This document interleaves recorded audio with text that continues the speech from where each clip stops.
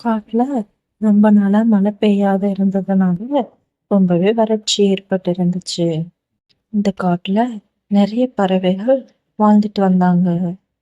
அட கடவுளே, மழை இல்லாததுனால குளங்கள் எல்லாம் காஞ்சு போச்சு. குடிக்க கூட தண்ணி இல்லை. நம்ம என்ன பண்றது? ரொம்பவே கஷ்டமா இருக்கு. அப்படின்னு ராஜகுருவி சொன்னுச்சு. தண்ணிக்காக ராஜகுருவி காட்டுல இருக்க எல்லா திசையிலயும் போய் சுத்திட்டு வந்துச்சு. ஆனா எங்கேயுமே தண்ணி கிடைக்கல.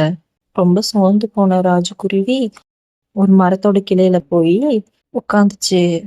இந்த காட்டுல நம்மளும் எல்லா இடத்துலயும் தேடிட்டோம், எங்கேயுமே தண்ணி கிடைக்கல. இப்ப என்ன பண்றது? அட, இங்க தண்ணி இருக்கே. இந்த மரத்துக்கு கீழே ஒரு சின்னதா ஒரு குட்டை மாதிரி தண்ணி இருக்கே. இந்த தண்ணிய நம்ம மட்டும் பயன்படுத்திக்கிட்டா ரொம்ப நாளைக்கு வரும். முதல்ல நம்மளுடைய தாகத்தை தீர்த்துக்கலாம். நமக்கு வேணுன்ற தண்ணியை ஃபர்ஸ்ட் குடி. தண்ணி குடிக்கும் போதுதான் ராஜகுருவிக்கு ஒண்ணு எனக்கு வந்துச்சு. நிறைய பறவைகள் தாகத்தால ரொம்பவே சோர்ந்து போய் இருந்தாங்க. நம்மள மாதிரி தானே அவங்களும் ரொம்ப தாகத்துல இருப்பாங்க. இந்த தண்ணியை நம்ம மட்டும் குடிச்சிக்கணும்னு நினைச்சது தப்பு. நம்ம எல்லா பறவைகளுக்கும் கொடுக்கணும் அப்படின்னு முடிவு பண்ணுச்சு. காட்டுல இருக்க எல்லா பறவைகள்ட்டையும் போயிட்டு, தேஜுபுரா, நான் ஒரு தண்ணி இருக்கிற குட்டைய கண்டுபிடிச்சிருக்கேன், வாங்க எல்லாரும் போய் அதுல தண்ணி குடிக்கலாம் அப்படின்னு சொல்லி புறா, காகம், அப்புறம் மற்ற பறவைகளையும் அழைச்சிக்கிட்டு அந்த சின்ன குட்டைக்கு போனுச்சு.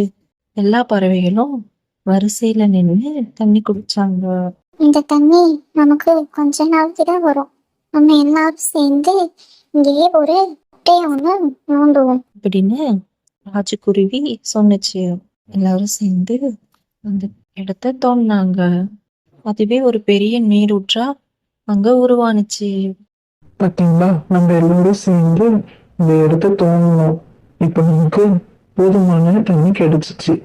நம்மளுடைய தண்ணி பற்றாக்குறை தீர்ந்துச்சு அப்படின்னு தேஜுபுரா சொன்னுச்சு. ராமுக்காகவும், நீ தண்ணியை உனக்காக மட்டும் வச்சுக்காம எங்களுக்கும் நீ கொடுத்துரு. எங்க எல்லாரையும் நீ காப்பாத்திட்ட. ரொம்ப நன்றி ராஜகுருவி.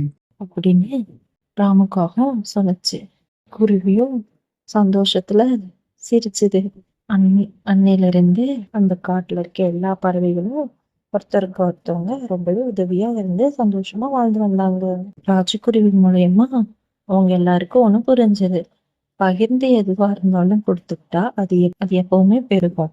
சுயநலம் குறைஞ்சிச்சுன்னா மகிழ்ச்சி அங்க ரொம்பவே அதிகமா இருக்கும்னு புரிஞ்சுக்கிட்டாங்க.